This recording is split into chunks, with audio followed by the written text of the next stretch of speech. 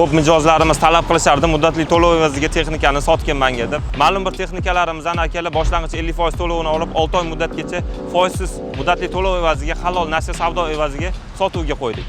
Hozir sizlar bilan ushbu texnikalarni birma-bir ko'rib chiqamiz. Ko'rib turgan Grader'lar ham 165 lik XMG kompaniyasi ishlab chiqarilgan yili 2023-yil. Bu texnikani ham 6 oy muddatga boshlang'ich 50% to'lab xarid qilishingiz mumkin. Navbatdagi texnikamizda 2 kovushga ega XMG pogrushchigi yili 2023-yilda ishlab chiqarilgan. Ushbu texnikani ham xuddi shu shartlar evaziga xarid qilishingiz mumkin.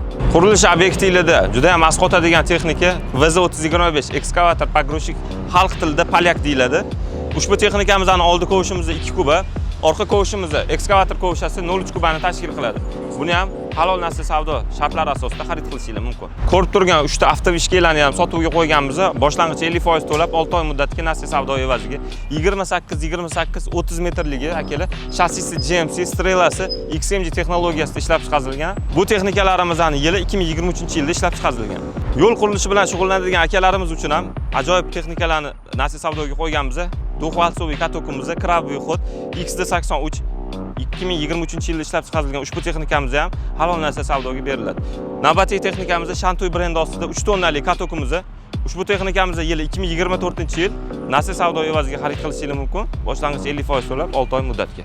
Onkelar ushbu ro'yxatimizning oxiriga ham yetib keldik. Mana bu ko'rib turgan 900 kilolik Shantoy katokimiz yili 2024-yilda ishlab chiqarilgan. Nasiya savdoga xarid qilishingiz mumkin. Kelar ko'rdinglar, videodagi barcha texnikani 1 soat ichida kelib, muddatli to'lov evaziga halol nasiya savdo evaziga peniyalarsiz, foizlarsiz xarid qilishingiz mumkin. Texnika Advance Servis kompaniyasi har doim xizmatingizda. Pastdagi raqamlarga aloqaga chiqsanglar, batafsil ma'lumotni yana ham to'liq qilib olishingiz mumkin bo'ladi.